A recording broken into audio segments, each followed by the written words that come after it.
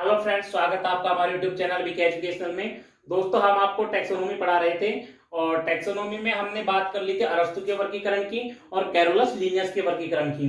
आज हम जो वर्गीकरण की बात कर रहे हैं वो है आर.एच. व्हिटेकर की पंचजगत अवधारणा या 5 किंगडम सिस्टम। आर.एच. व्हिटेकर की पांच जगत अवधारणा।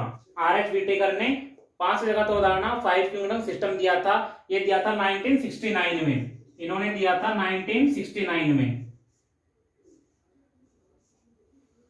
तो वर्गीकरण क्यों किए जा रहे थे, आपको यहां पर जानना जरूरी है कि वर्गीकरण क्यों किए जा रहे थे। क्योंकि प्रकृति में 10,78,000 जातियां पाई जाती हैं, जिनका सुव्यवस्थित एवं क्रमबद्ध अध्ययन करने के लिए वर्गीकरण किए जा रहे थे। प्रकृति में कितनी जातियां पाई जाती हैं? 10,78,000।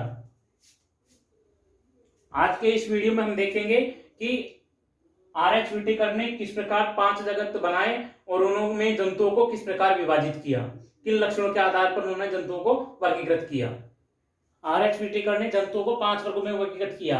वो वर्ग थे मोनेरा, प्रोटिस्टा, फंजाई, प्लांटी और एनिमेलिया।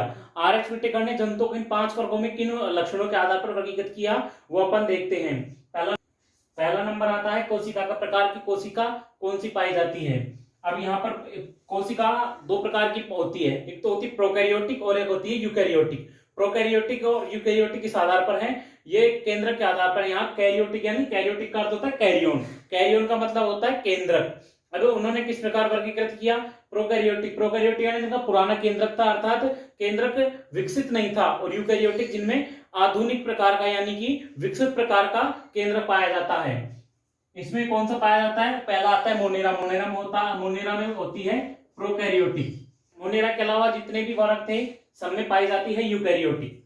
अगला जो प्रकार था वो था कोशिकाओं की संख्या, सेल्स, नंबर ऑफ सेल्स, कोशिकाओं की संख्या। ये थे यूनिसेलुलर यानी कि एक कोशिकीय जीव। मोनेरा एक कोशिकीय होता है, प्रोटिस्टा ये भी यूनिसेलुलर होता है। बाकी फंजाई, प्लांटी और एनिमेलिया ये कौन से होते हैं? ये मल्टी सेलुलर अर्थात बहुकोशिकीय होते हैं। अगला जो लक्षण है वो है कोशिका भित्ति, कि कोशिका भित्ति किस प्रकार की पाई जाती है और किस प्रकार की नहीं पाई जाती है। इनमें होता है आर्कीबैक्टीरिया। आर्कीबैक्टीरिया में पॉलीसैकेराइड की बनी हुई और यूबैक्टीरिया में पेप्टिडोग्लाइकन। इसमें प्रोटिस्टा में कुछ जीवों में उपस्थित होती है तो कुछ जीवों में अनुपस्थित होती है। कुछ जीवों में उपस्थित,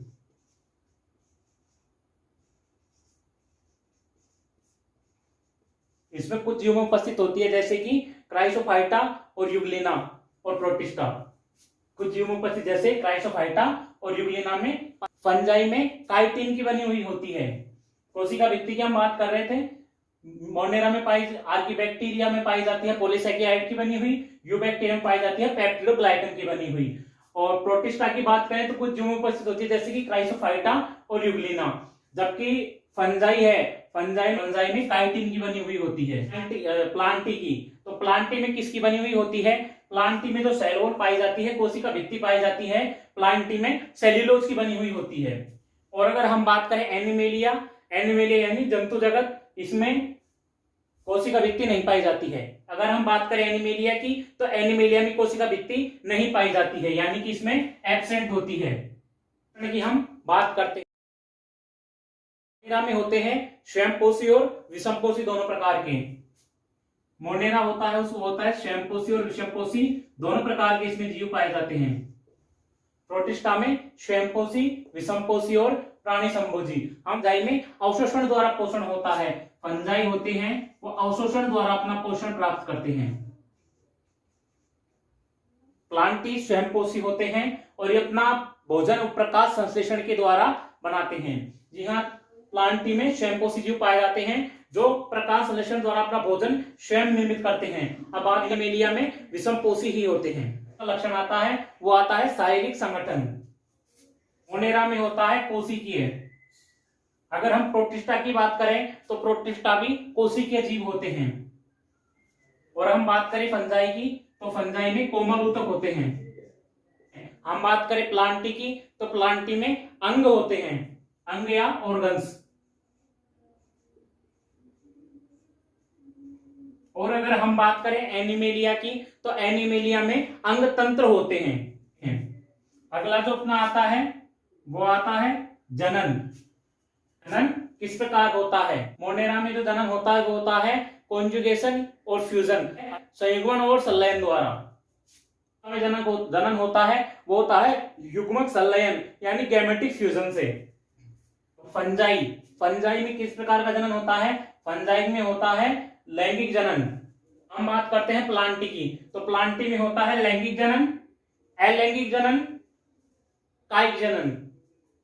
तो एनिमेलिया में जनन होता है सेक्सुअल रिप्रोडक्शन अर्थात लैंगिक जनन के कुछ उदाहरण देखेंगे कि इन वर्गों में कौन कौन से जीव आते हैं, इनके हम उदाहरण देखते हैं। कुछ उदाहरण हम यहाँ पर देखेंगे।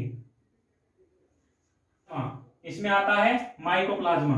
प्रोटिस्टा में आते हैं प्रोटिस्टा और यूग्लिनोइड। यहाँ पर क्राइसोफाइटा, यूग्लिना और प्रोटिस्टा इसमें आते हैं। अब बात करें हम फंजाई की, फंजाई में कौन से जीव आते हैं?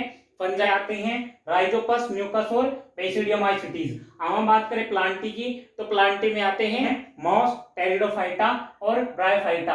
अब हम बात करें एनिमल्स की, तो एनिमल्स में कौन कौन से रखे उन्होंने? एनिमल्स में रखे कॉर्डेट्स और नॉन कॉर्डेट्स को।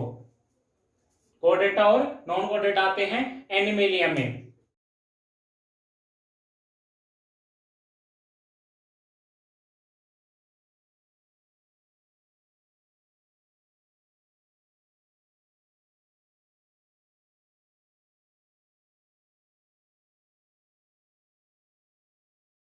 भारत